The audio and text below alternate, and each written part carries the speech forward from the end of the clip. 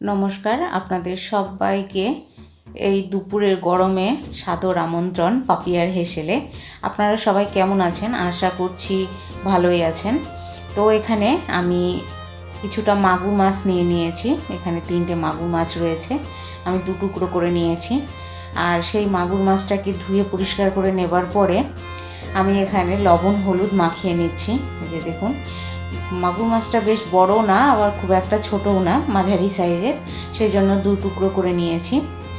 মাগুর মাছটাতে লবণ আর হলুদটা মাখিয়ে আমি কিছুক্ষণ রেখে দেব ম্যারিনেট হবার জন্য, যাতে ভেতরে লবণ আর হলুদটা ভালোভাবে ঢুকে যায়। এই গরমের দুপুরে এই রকম যদি একটি পাতলা ঝোল থাকে তাহলে অপূর্ব লাগবে। এমনিতেও তো স্বাস্থ্যকর, তার সাথে পুষ্টিকর, আর খেতে তো দুর্দান্ত লাগেই। খাওয়া অনেক ভালো এটা স্বাস্থ্যর জন্য। তো এখানে ম্যারিনেট করে রাখার পর আমি এখানে 1 টিস্পুন তেল দিয়ে দিয়েছি, সর্ষের তেল। তেলটা গরম হয়ে যাওয়ার পর আমি এখানে 2টো তেজপাতা একদম ছিঁড়ে ছিঁড়ে টুকরো করে দিয়েছি, আর সঙ্গে 1 টিস্পুন জিরে, সেটাকে ভালো করে আমি ভেজে নিচ্ছি লো ফ্লেমে। এই যে দেখুন, তেজপাতা আর জিরেটাকে আমি ভালো করে প্রথমে ভেজে নিলাম, ভেজে উঠিয়ে নিচ্ছি। এটাই মশলা হিসেবে ব্যবহার করব। এই রকমভাবে একবার আপনারা বাড়িতে ট্রাই করে দেখবেন, এই গরমের দুপুরে খেতে দুর্দান্ত লাগবে।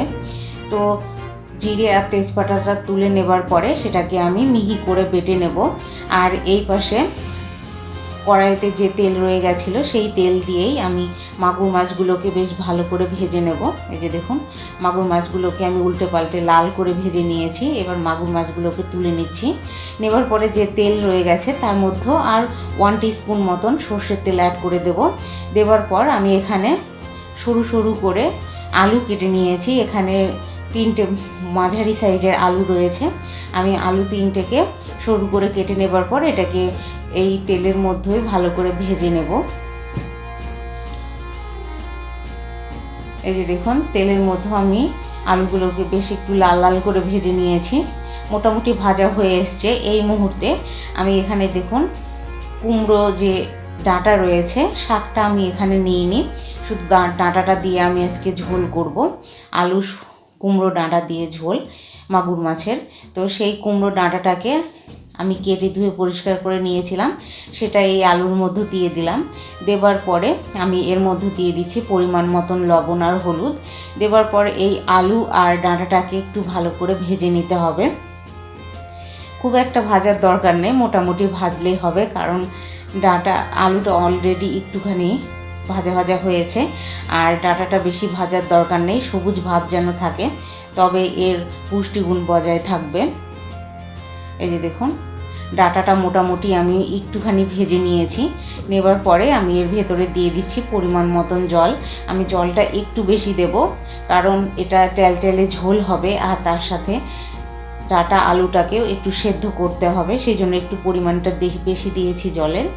জলটা দেবার পরে আমি এর মধ্যে দিয়ে দিলাম চেরা কাঁচা লঙ্কা। আপনারা চাইলে এখানে শুকনো লঙ্কা ইউজ করতে পারেন, যেহেতু স্বাস্থ্যকর পুষ্টিকর খাবার, সেই জন্য আমি এখানে চেরা কাঁচা লঙ্কাটা ইউজ করেছি। আর এই রান্নাতে এই চেরা কাঁচা লঙ্কাটাই টেস্ট বেশি লাগে। তো এবার ঢাকনা চাপা দিয়ে আমি আলু আর ডাঁটাটাকে একটু ভালো করে সেদ্ধ করে নিলাম। নেবার পর আমি এর মধ্যে দিয়ে দিচ্ছি ভেজে রাখা মাগুর মাছটা। দেবার পর আর কিছুক্ষণ আমি এটাকে সেদ্ধ করে নেব, যাতে ঝোলের সঙ্গে এই মাগুর মাছের টেস্টটাও চলে যায়। একটুখানি ফুটিয়ে নেবার পরে আমি এটাকে নামিয়ে সম্বারা দিয়ে দেব বা ফোড়ন দেব, এক কথায় নামিয়ে নিয়েছি। এবার কড়াইয়ের মধ্যে দিয়ে দিচ্ছি 1 টিস্পুন সর্ষের তেল, আর তার মধ্যে দিয়ে দিচ্ছি একটি তেজপাতা, 2টো শুকনো লঙ্কা। এটা ফোড়নের জন্য দিচ্ছি, আমি এটা ফাটিয়ে দিইনি। আর এখানে দিয়ে দিলাম 1/2 টিস্পুন মতন সাদা জিরে। দেবার পর একটু গরম হয়ে এলেই আমি ফোড়নের মধ্যে তরকারিটাকে ঢেলে দিচ্ছি। দিয়ে একটুখানি নাড়াচাড়া করে নেব। এই যে দেখুন, এইবার যে মশলাটাকে আমি তেলের মধ্যে ভেজে রেখেছিলাম, জিরে আর তেজপাতা, সেটাকে বেটে এর মধ্যে দিয়ে দিলাম। দিয়ে একটু নাড়িয়ে নিয়ে আমি একটুখানি ফুটতে দেব। যাতে মশলাটা সমস্ত তরকারির সঙ্গে মিশে যায়। একদম রেডি আমাদের পাতলা মাগুর মাছের ঝোল। কেমন লাগলো অবশ্যই কমেন্টের মাধ্যমে জানাবেন, লাইক করবেন, শেয়ার করবেন বন্ধুবান্ধব আত্মীয়দের মাঝে, আর সাবস্ক্রাইব করে অবশ্যই আমার পাশে থাকবেন। সম্পূর্ণ ভিডিও দেখার জন্য ধন্যবাদ।